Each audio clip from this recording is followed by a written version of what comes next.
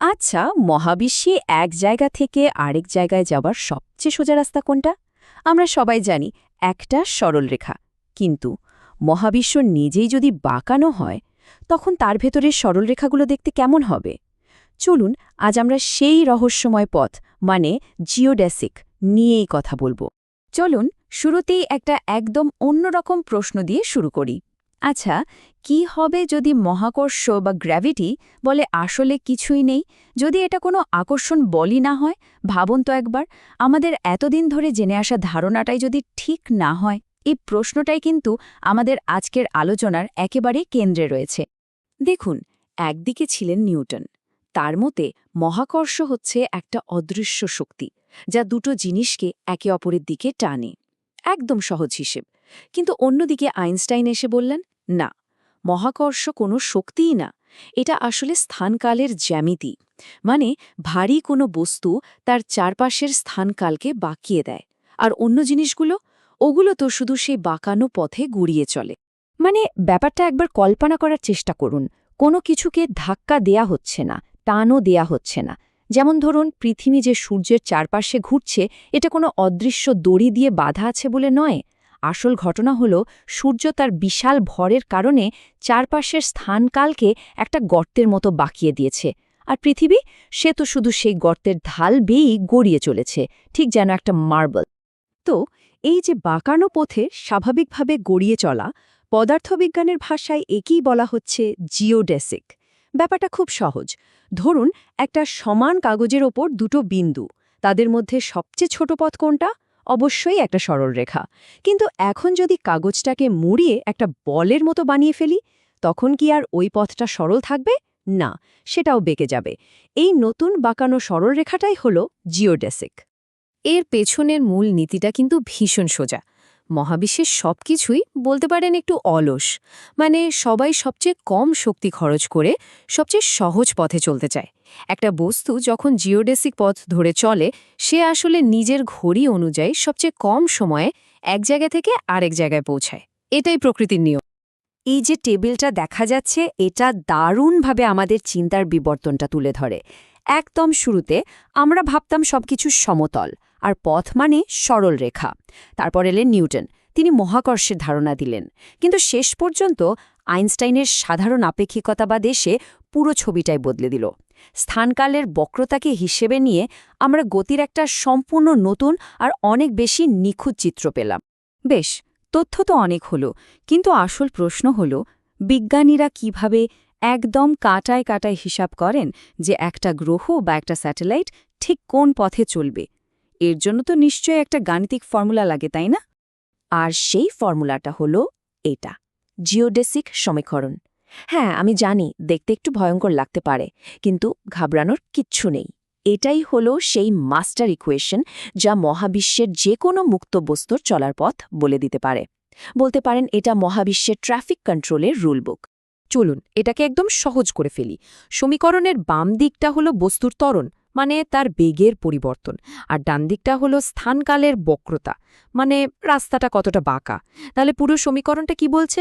খুব সহজ, রাস্তা যত বাঁকা হবে, বস্তুর ত্বরণও ততটা সেই অনুযায়ী বদলে যাবে। ব্যাস, এটুকু। এই পুরো সমীকরণের আসল খেলোয়াড় হল এই গামা চিহ্নটা। একে বলা হয় ক্রিস্টোফল সিম্বল। এটাকে ভাবতে পারেন সমীকরণের হার্ট বা হৃৎপিণ্ড হিসাবে। এই ছোট্ট চিহ্নটার ভেতরে স্থানকালের বক্রতার সমস্ত তথ্য, মানে পুরো জ্যামিতির ম্যাপটা প্যাক করা থাকে।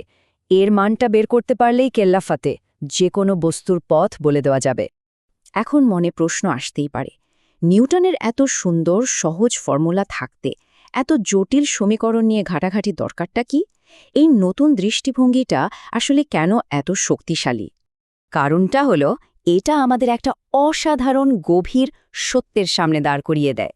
আর সেটা হলো, মহাবিশ্বের জ্যামিতি, মানে তার আকার আর পদার্থবিজ্ঞানের নিয়মকানুন, এগুলো আসলে একই মুদ্রার এপিটোপিট। স্থানকালের আকারই ঠিক করে দেয় কোন জিনিসটা ধ্রুবক থাকবে, যেমন শক্তি বা ভরবেগ। আর এখানেই আসে একটা মজার টুল, যার নাম কিলিং ভেক্টর। এটা একটা গাণিতিক যন্ত্র, যা দিয়ে বিজ্ঞানীরা স্পেস টাইমের মধ্যে সিমেট্রি বা প্রতিসাম্য খুঁজে বেড়ান। সিমেট্রি মানে কি? যেমন ধরুন একটা গোল বল, আপনি যেদিক থেকেই দেখুন একই রকম লাগবে। এটাই সিমেট্রি। আর যেখানেই এমন সিমেট্রি থাকে সেখানেই কোনো একটা জিনিস সংরক্ষিত বা কনজার্ভড থাকে। যেমন সময়ের সাথে যদি কোনো কিছুর পরিবর্তন না হয় তাহলে তার শক্তি সংরক্ষিত থাকে। তো পুরো ব্যাপারটা একটা দারুণ শর্টকাটে পরিণত হয়। ১. বিজ্ঞানীরা প্রথমে কিলিং ভেক্টর দিয়ে সিমেট্রি খুঁজে বের করেন। ২.